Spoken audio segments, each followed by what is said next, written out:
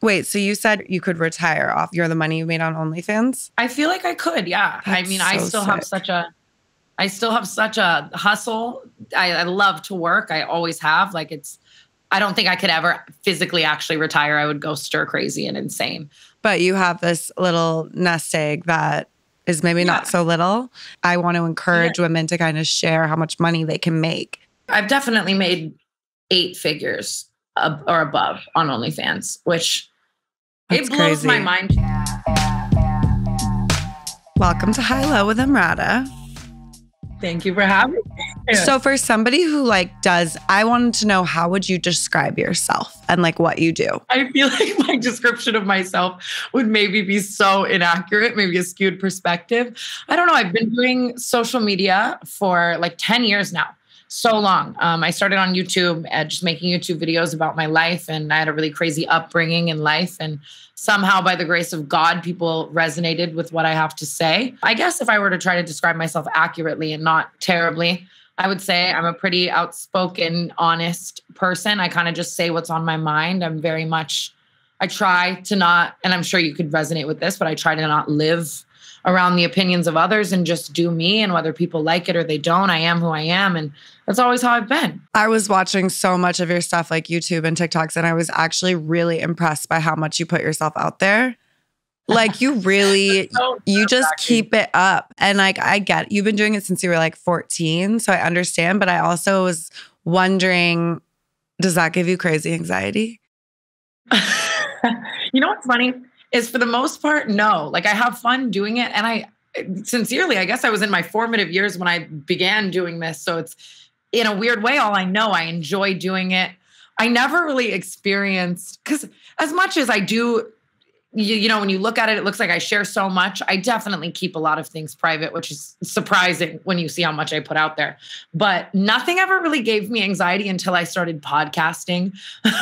You're very lucky because you do more of an interview format, and that's still putting yourself out there, but you get to kind of divert a lot of the, subject of conversation to the guest. Whereas Brooke and I on our podcast kind of discuss the ins and outs of our personal lives. Yeah. And people love it. And even when I have guests on, a lot of people are like, we don't want this. Tell us about your week. Did you go on a date? What happened? Who are you mad at? Who are you happy with? What, they want to know what's happening in Paris, what's happening in London. So when we started podcasting and slowly getting into that, there have been moments where I'm like, oh my God, I'm just airing out my whole life right now. And it definitely can be a little scary sometimes, but. What about with dating specifically? Because I know everybody. I feel like I know everybody you've dated, you've been married.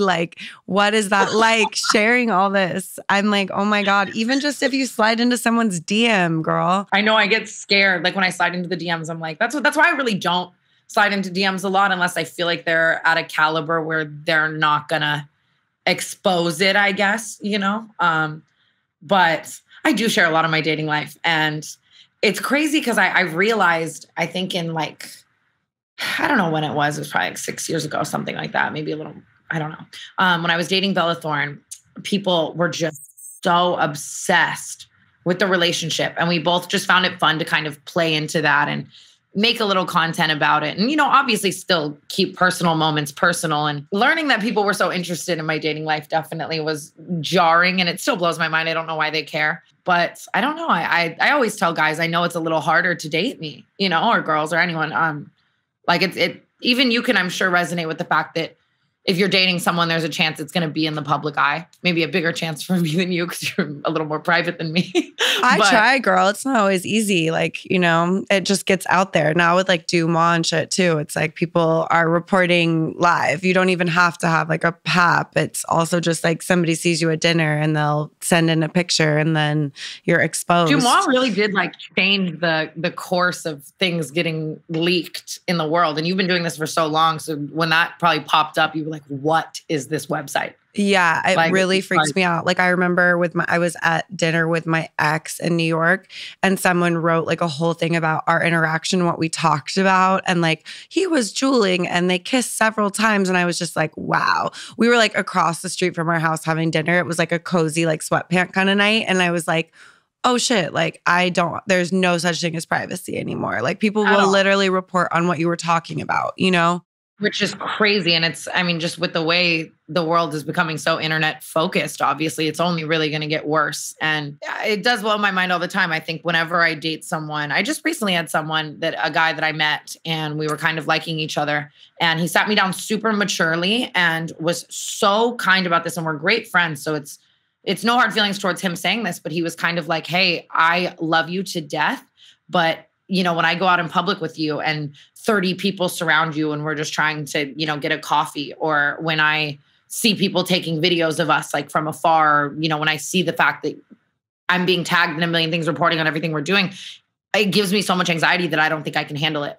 And I was like, listen, I commend you for your honesty, and I don't feel like you led me on in any way. You told me off the bat that that's how you feel, but it's never a nice feeling knowing that maybe someone would love you for you, but your level of privacy is hindering enough to them to not want to be with you. I know. I was going to say, did that like really hurt your feelings? Were you? It's never a nice feeling, knowing that it's out of your control. But I feel like I try to look at things kind of with the air of, and obviously this is maybe a negative and not correct standpoint, but I know that I kind of signed that away when I started this, and I love my life so much. And I have been so in love with people who do accept me for all the things that come with my lifestyle as well. And you got to just look at it of the positive. And you also have to understand, it sucks to feel like shit about it, because I know that I live in a lifestyle that a lot of people maybe couldn't. And I just do my best to understand it, Yeah. And then it sounds like, I've seen you like play off of those relationships too and use them for your advantage and be like, okay, we're going to make a funny TikTok. We're going to whatever. I have to ask you, what's going on with you and Duda Castro? Because when I Googled your name, I was like, I don't even know who this person is. And like so much came up and I was like, what the hell is going on? I'm sorry, just you have to understand this is the funniest conversation ever. Why? Well, because I Googled your name and I was like, this is everything I'm seeing. And I'm not going to not ask her about this because I'm straight up confused, because also the articles, like, they don't really do a good job of explaining the beef. So it's confusing. Yeah. That's one thing about me. And I've worked on this so much in my life, is I am I can be quite impulsive with the things that I post and the things that I do. And I really thought when I posted about this whole situation, it would, and I say this once a month, but no, not that much, but I didn't think people would freak out as much about this. And it's kind of definitely just like spiraled out of proportion for no reason. Essentially, the other night in London, this was super recent. This just all started happening. I know, girl. I was it's with like all of my friends. Fresh, hot news. And I'm giving it to you. I know, which is wow. It's hilarious. We were all in London and we were all in the hotel room, my friends and I, and we were like having some champagne, just laughing, giggling. And we see this guy on TikTok, and I'd never seen him before, from Adam or Eve. I put that on the Bible. I'm telling you right now, like a scout's honor, an oath. And one of my friends dared me to like slide in his DMs and say something funny. And I was like, okay, I'm never going to meet this guy. Like, I'm not even, that's not normally how I would come across someone I intend on dating. This was very much just like a funny thing, right? And my friends dare me to DM him and say, God sent me here, into his DMs, which is just a little crazy. And he responds back and he says, so humbling for me to receive this response. He says, sending you back to God, first class airmail. And I go, okay, maybe this guy just isn't into me. And that's fine. That's totally fine. Never really had any interaction like that happen in the DMs before. And then he responds again. He says, don't you know my girlfriend? And I'm like, what? First of all, one thing about me, and I'm sure you can resonate with this, as most sane people can. I would never want a taken man. I don't want a taken man. I think home wrecking and all that type of stuff is just disgusting, low behavior. And obviously, if you've ever had that happen to you when you're in a relationship, a girl knowing that a guy's dating you and sliding in on you and stuff like that is the worst feeling. And it's just not my MO. So I think I just responded and was like, haha, my bad, whatever. And I was like, I don't know who his girlfriend is. I don't know what's going on. And then I see that this girl mentions me in her story. And, she's just, and this was something I would have never taken to social media as well. I think maybe I a year down the line, I could have podcasted about it and it could have been, protected their names and it could have been funny. But she just starts posting all this stuff as if we're friends. And I'm sure you've had people that you've met maybe in LA or New York who maybe are aware of who you are and they ask you to take a photo and they kind of insinuate that you are friends and, but you don't follow them. You don't know them. Like, maybe if you saw them again, you wouldn't maybe remember that interaction where you took that photo type of thing.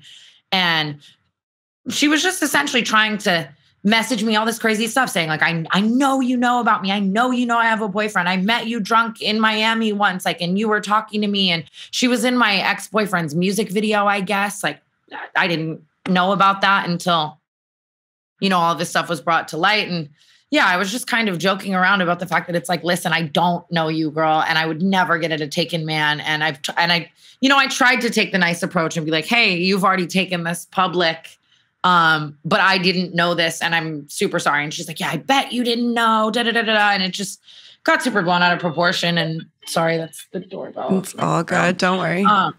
Sounds like an ice cream truck. Yeah, I was like, wait, is that her phone?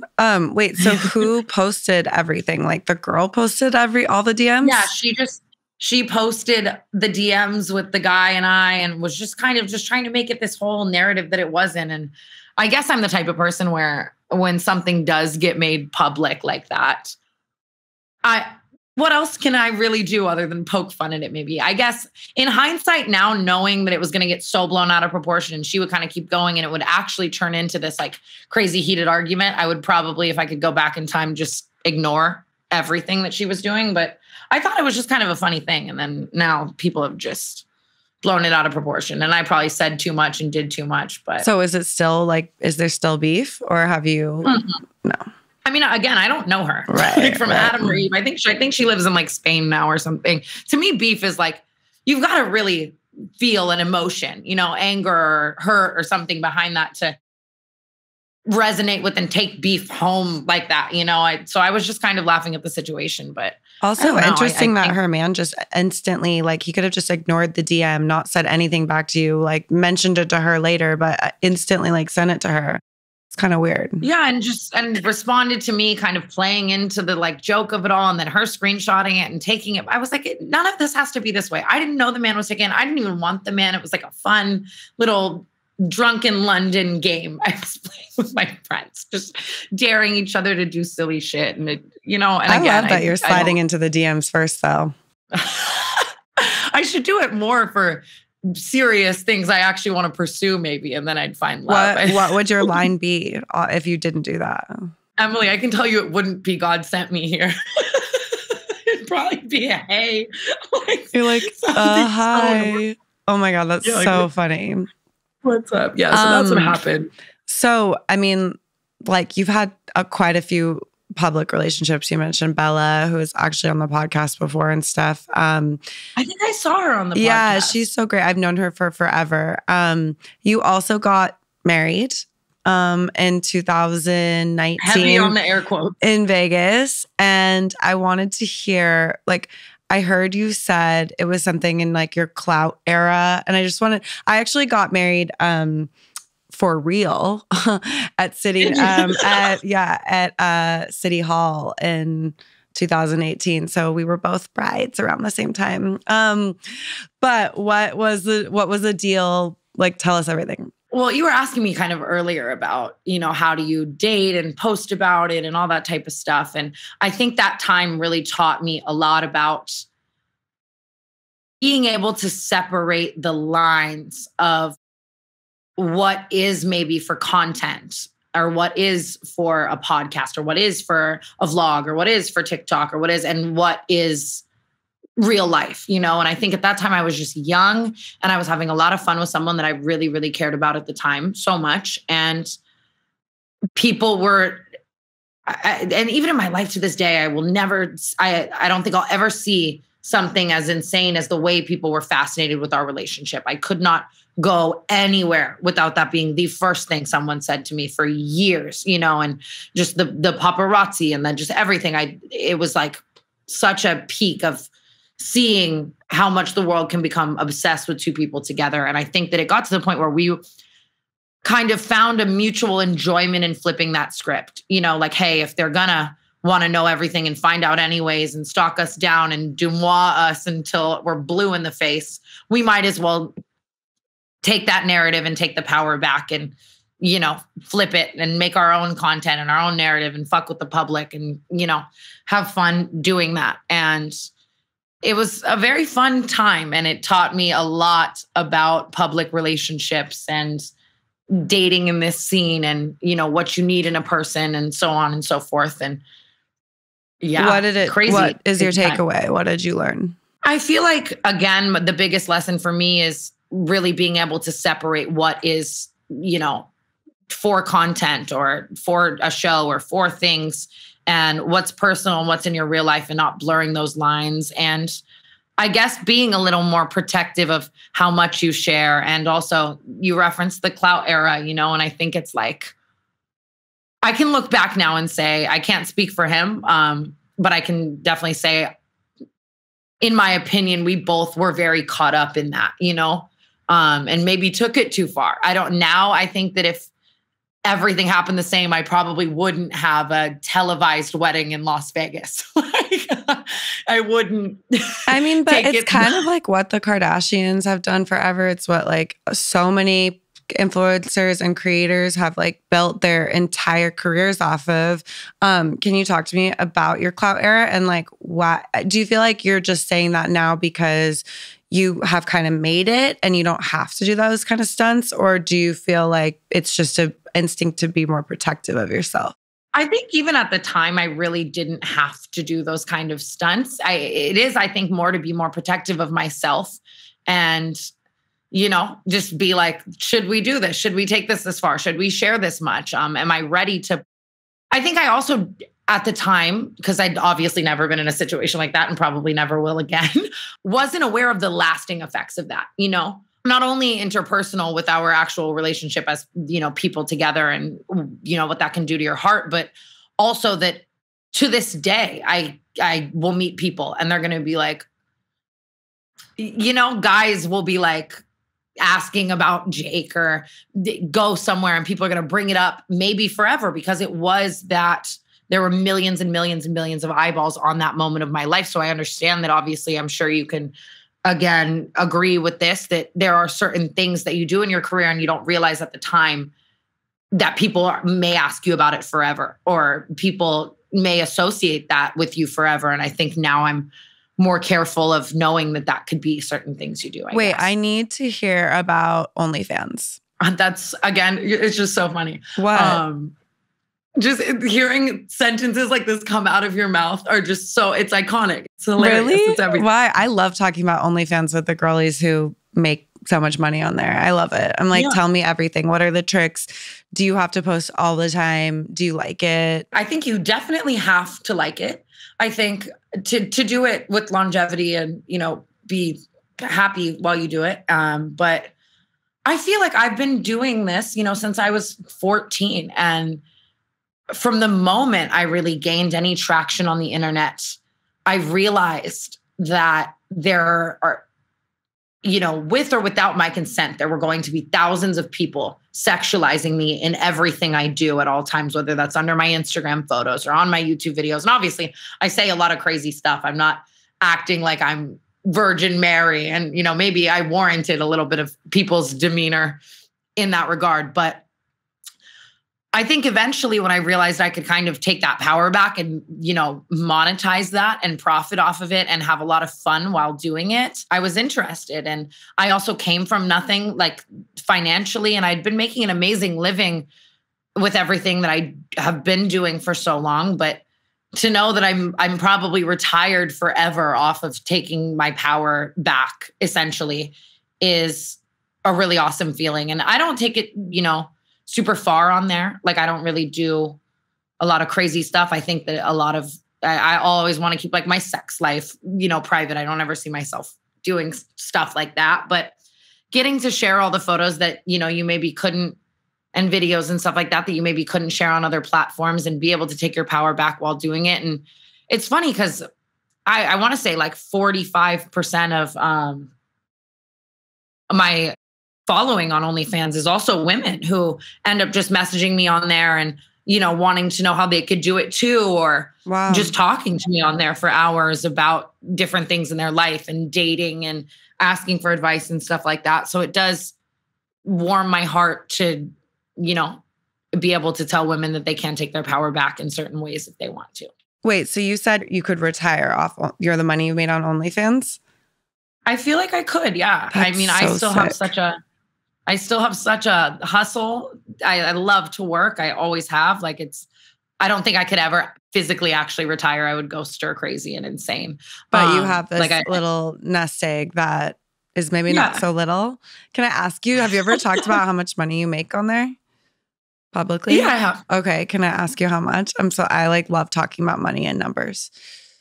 Me too. I geek out over it. And I love when people are down to talk about it because it's interesting. You can't, it's so interesting. And not enough people are willing to talk about numbers, and especially with women. I want to encourage women to kind of share how much money they can make. Yeah. I'm trying to think. I've definitely made 8 figures or above on OnlyFans, which is mind blowing. It blows my mind. How long have you been on there? How long have I been on there? Probably 3.5 years, maybe.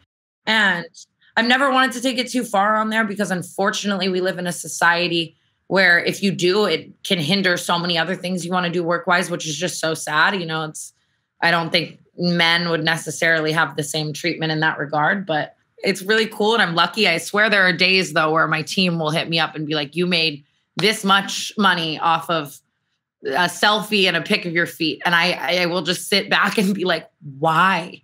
I don't understand why people pay for it. Maybe one. The feet thing is crazy. I've learned, I have a couple of friends who are like, if you ever post a picture of your feet on Instagram for free, you're stupid. You're a stupid girl. Because the amount of money that these men will pay for a foot pic, that is valuable shit you're giving away for free. It is really crazy. I often joke with my friends. I'll be like, are my feet in that? Don't post that. We've got bills to pay, lights to keep on. Yeah. I have a friend who crosses out her feet, even in a bikini selfie. She just hides her feet always because she's like, that is what they pay money for. Not the not the ass, not the whatever, but the toes. I swear to God, it's the toes. Have you ever been with a guy who has a foot fetish? Or is that way and you know what? I have really pretty feet, not to be weird. But there's parts of my body I'm not a big fan of, but I like my feet. And I've had guys tell me that I have cute feet and stuff. And I've never been with anybody who gives a shit. Well, damn, I'm praying for that journey for you. Why? What's it like? Have you been with somebody with a foot fetish? I think that once you date someone who is not too obsessed, okay? I'm not talking if that's the number one thing you want, then maybe there's that's not my journey, But I think once you go back to someone who's if a guy's a little grossed out by feet or something, after that, you're like, wait, why don't you love every part of me? You're like, my toes are hot. I always say this too. There are definitely parts of my body I don't love, but I'm like, I know my feet are a little cute. So funny. Maybe we have feet fetishes. I'm just for ourselves. Just literally our own stuff. This kind of blew my mind, this industry of people online who make it their business to weigh in on whether it's worth paying for an OnlyFans subscription. And then they post detailed reviews. Mm-hmm. Kind of my producer called it consumer reports for creeps. Have you seen that? That's an amazing title. Yeah. I'll never forget when I first launched OnlyFans. The next day on YouTube, my entire recommended was a surplus of people reviewing it. I was like, okay, first of all, we're just getting started. I'm figuring this out. Give me a month at least, I guess if you're putting anything out there publicly, you are subjecting yourself to people weighing in on their opinions on it, I guess. It's definitely really, really interesting. But I will say, I guess it's also not to play devil's advocate for that because it is a little strange, but curiosity kills the cat. I can't lie and say I've never bought someone's OnlyFans just because I wanted to know. I wanted to know what was happening on there, Do you look at your own reviews? I have, yeah. But, if you want something else, go somewhere else. At the end of the day, I'm going to put out there what I'm comfortable with. And obviously, I feel like there are a lot of people who have enjoyed what I put out there and love the content that I put out there. I do a show on OnlyFans as well each week called Tana Gone Wild, where I vlog my life just as I would on YouTube, but it's more, you know, if I went to a party with my friends, I'd maybe vlog that, or you know what I mean? It's a little bit like sexier. With my friends, I'd vlog that, like, or if we're, you know, drinking or smoking weed or something that I wouldn't want to put on YouTube or couldn't due to like stipulations, I'll put stuff on there. And I remember for a while, people were like, this isn't like that. There were a couple reviews where people were like, this isn't porn. Like I signed up for, and I'm like, I market, as long as you market it as exactly what it is, and there's no scam there, you know, it's like, I'm sorry that it's not what you wanted, but I told you it was wild vlogs, you know. What's your favorite platform? Because I feel like you make content for so many different platforms. What's your favorite? Wow, I want to know your answer to this after too. I think it's so interesting to know what people's favorite platforms are. I love TikTok. I really do. I mean, YouTube will always be like where my heart's at. That's like, you know, how I started all of this, and the feeling of making and uploading a great video is like unmatched. But YouTube is also a lot of work. Like, you know, you're filming for so many hours, and then you're condensing it down, and you're worried about, you know, are people going to watch this all the way through? I want to keep my watch time up. I want my analytics to be so good, the thumbnail, the title. Whereas TikTok is kind of like, and even Instagram, you know, it's like more so a highlight reel. Like curating a photo dump, I swear to God, feels like the scientific equation sometimes.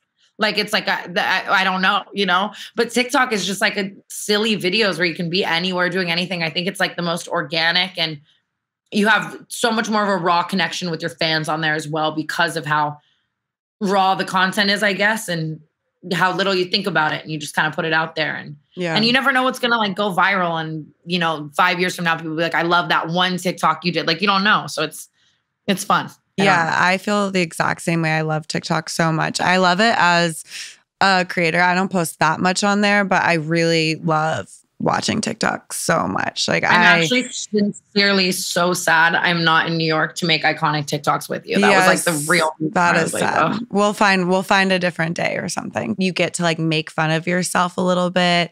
You can play into like, you know, being single for the past year and being able to kind of share the emotional journey and kind of make fun of myself a little bit with that too has been really fun. And I just feel like people know a side of me that they have never seen before on Instagram, and I couldn't see on Twitter.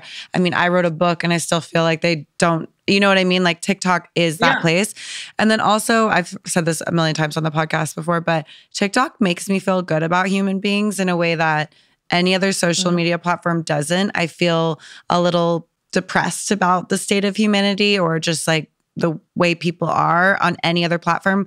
TikTok, I am so amazed by how funny people are, and how, you know, and it'll be a random person in a place I've never been to. And I think it's the funniest thing I've ever seen in my life. And I don't know, it's just it like warms my heart in a nice way. That is like the best take. I couldn't agree with you more. Like even just that, your Instagram, you know, you're seeing all the lives of people you know and comparing yourself to them, and everything looks so perfect. Whereas TikTok, you're laughing at a stranger a million miles away, and you're right, the state of humanity. Like, it gives you a little bit of faith. Dude, for some reason, it will always circle me back to like, and I don't, this is going to be what I'm calling it, because I don't know what to call this side of TikTok, but like city girl TikTok, like girls being like, my boyfriend cheated on me, so I made his lock screen a photo of him cheating on me. And I'm like, I always somehow get back to there. I think it's just because I love videos like that of girls being I was going to say, I mean, that's kind of like what you got, you know, so well known for, was story time, which now is like such a format on TikTok, but you were doing that on YouTube back in the day. I feel even I am sometimes shocked by how long I will watch someone tell a story, a random person, and they're like, it's story time. And I'll just sit for 3 minutes and watch to the end. And it's like, everyone talks about short attention spans, and obviously 3 minutes is not a long time. But when you're used to seeing, and I will stick with it. So 100%. And there is something just, you know, about being captivated in a story someone's telling that is very special. And I never knew I like had a knack for it until people enjoyed it. And I would often be posting like 35-minute YouTube videos where I'll sit down and be like, listen, guys, buckle in. I'm about to tell you a 35-minute story. And I remember when I signed to like my first network back in the day, there were like thousands of other creators signed, and they were like, you have the highest viewer retention of every single person at this network. Like, your videos are being watched 95% of the way through. And at the time, the average YouTube video was like 11 minutes and people's watch time was 50% of that. So to think that like 90% of people watching my videos would sit and want to hear me tell a story for 30 minutes has always blown my mind. And now I love the podcasting space for that reason, because I kind of just carried that over. Yeah, you're going on tour for Canceled, right? I am. Congrats. I'm so excited. Thank you. Yeah. You've done so much research. It's mind-blowing that you know this much about me. I mean, I try to. Imagine I didn't know anything about you and you came on.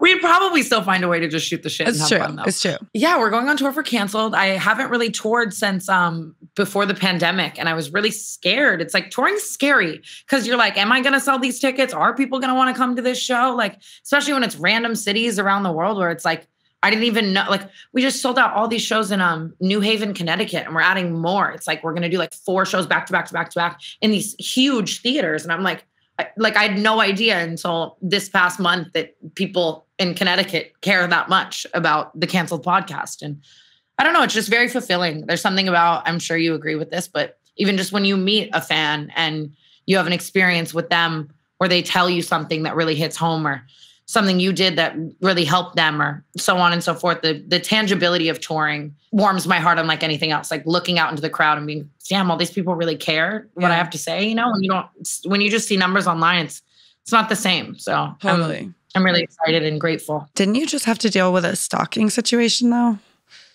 That's the dark side of that shit.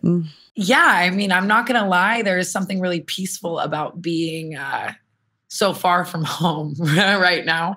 It's nice. It feels very safe, which is good. Yeah, I mean, I've had a few stalkers. I started my career telling a stalker story about something that did not come from the internet at all. He was in my 2nd grade class and ended up stalking me for the next 10 years or so. And people really were very fascinated with that story and still are, because it is a mind-blowing one. But then with social media and even especially things like OnlyFans, where people feel so connected to you, it's very scary that one in the millions of people might not be, there might be a couple screws loose up there where they think that because they interact with you or resonate with you, or I'm saying resonate so much, or know so many things about you online that they can show up to your house, or that they can, you know, find your address and send you weird things, or that they can show up to dinners that you go to and just weird stuff. You know, I'm not ever mad at being in public and a young girl or gay or they or them coming up and saying, hey, I love you so much, or a guy who, you know, watches the stuff we do. But when it's someone whose intentions are not that, you know, it's terrifying. I'm sure you've dealt with some stuff like that. I was just going to say, like, knock on wood, I've never had anybody who's like really like been outside of my house every day. I've heard so many terrible stories from friends and stuff. And I mean, again, knock on wood, but I haven't had that. And I don't think I could handle it. I would be so anxious. It's made me a very, very, very paranoid person. Like, it's funny because I feel like I just started to work through that. Like for the past couple of years, I was lucky enough to not have stuff like that happen. And then certain things started happening again. And it just makes you very on edge, and you overthink everything and everyone's intentions. And you know what I mean? Was there somebody who was breaking into your house kind of situation, or what happened? Knock on wood over here as well. I wouldn't say fully breaking in, but I would say getting as close as maybe they could. And, you know, when someone's doing that, you kind of are just wonder, you know, because it snowballs. I feel like every stalker starts with a million messages, and then it starts with maybe sending you mail or gifts, and then it starts with them showing up maybe in public where you are. Then they find your house, then they find your friends, and it's scary to know, like, how far will this person go, especially when it's like someone who has nothing to lose and they're obsessed with you. And it's just scary. I mean, the one thing I'll say, I've only had kind of people online doing that, and not that it's like a blessing, but in some ways it's great if they show up in person, because then you have a reason for the cops to like actually do something. Because I've had situations where they're basically like, good luck. Like, we know he's threatening to rape and kill you, but there's nothing we can do. And it's like, cool. It's actually crazy because I don't want to speak for everyone else, because maybe that would be the great case, but I have had the worst luck historically in my life when it comes to police and stalkers. Like, the head of my security team now tells me all the time, he's like, Tana, I'd love you so much, but the police aren't going to care until it's too late. Like I remember even a year and a half ago, we had a stalker kind of sending all this mail and gifts and telling me he knew where my house was and when he knew I was home and showing up to drop off these things, but doing it sly enough to where we couldn't catch him physically. And I remember we called the police and they were like, are you sure he isn't just like a psycho ex-boyfriend? Like just talking to me like I'm this like dumb little girl. And like, you know what I mean? And being like, well, I mean, he sent you flowers. Like, that's so sweet. Isn't that an honor? I'm like, no, can I get a police report? And they're like, well, did he have a weapon? Do you have any proof? Did he threaten to kill you? And we're like, not yet. Yeah. But yeah, for me, I've had absolutely no luck with the police caring, even as of recently. So I just hire the best security and arm my house and alarm everything and do my best to protect myself, obviously. And, I always try to say, hey, if you love me, please don't show up to my house and stuff. And most people are pretty good about it. But yes. Yeah. Well, thank God for your head of security. I'm really happy about that. We love him. I wanted to ask you about Paris Hilton because I know she kind of mentored you and I love her. She was I met her kind of early on in my career and I was so used to really famous people kind of treating me like I was the new kid and not being super nice. And she was so nice. And I'm just such a fan. So what's your relationship like with her?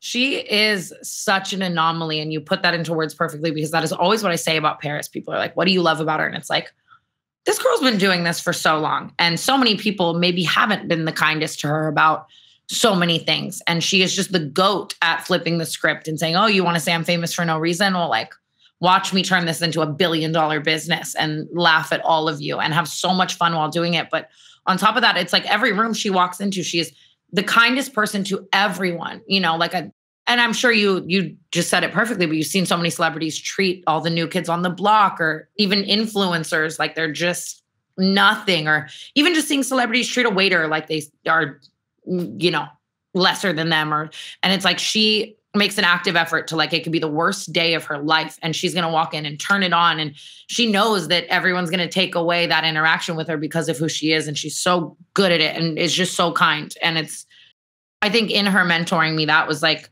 the biggest lesson I learned from her. I was like, I want to be just like that. Like I want to be kind to everyone and have that. So did she say to you, I want to mentor you, or how did that come about? I'm trying to think. I think it was just like, we had a lot of mutual friends and I just started seeing her a lot. And this is when she was, we met when she was single. So we had just a lot in common. We had a lot of fun going out together and, laughing at people and just having fun and going out and just, we had a lot in common in that regard. And then it just slowly started turning into like, oh my God, like come over, I'm doing this today, or my family's doing this at their house, come here or whatever. And for a while, it was just very unspoken that it was like, you could tell she would always say, I see a lot of myself in you and I'm just taking you under my wing, and would just give me the best advice always. Like, nope, don't post that like that. Post that like this. Like, don't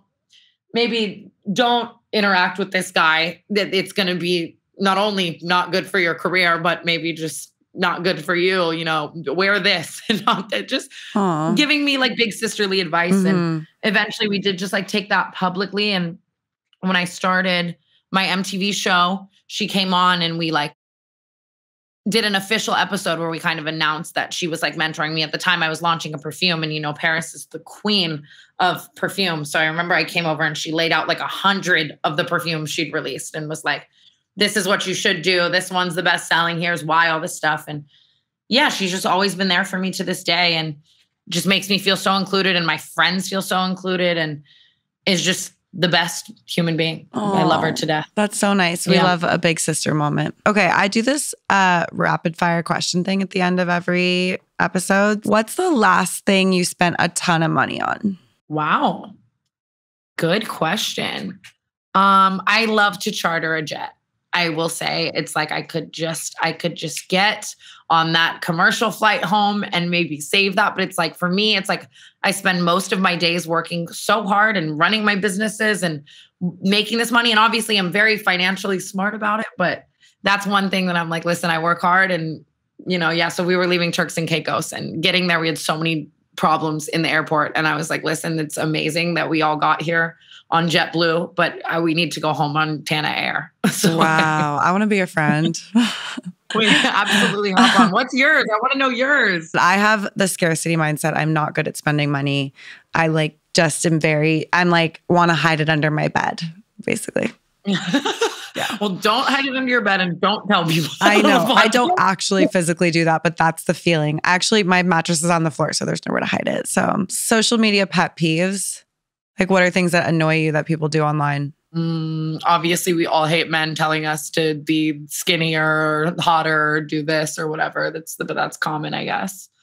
I think, I don't know, normal things. I hate the pick me mindsets, you know, and the girls are coming on. Like, I hate girls who, like, you know, all that type of stuff. Just, no, I think just normal negativity, really. Or I guess, I'm sure we've all had the experience where we meet someone in real life and we see them online kind of being a completely different person, and that can irk you, but yeah, nothing. You're very good at, I felt like I knew you before we even talked, which I think is why people feel so close to you, which is really great. Well, that is so sweet. It's the same true. About you. You're so authentic with what you do, and you're amazing at these interviews on just at how good you were at making people feel comfortable. And biggest misconception about you, people always think whatever, and you'd like to clear it up. I think that I'm very wild online, I guess, but not always. And I think that a lot of people maybe just don't know that I can be pretty chill. And just people tell me all the time that like, I met you and I just thought you were going to be like doing backflips over a bottle of tequila and like screaming at the top of your lungs and like airing out everything online. And then like, they'll just hang out with me and I'm just like wanting to have a deep conversation about normal stuff. And like my phone is far away. And I feel like people think I'm always on crazily, I guess. I don't know how to I get that. Biggest regret?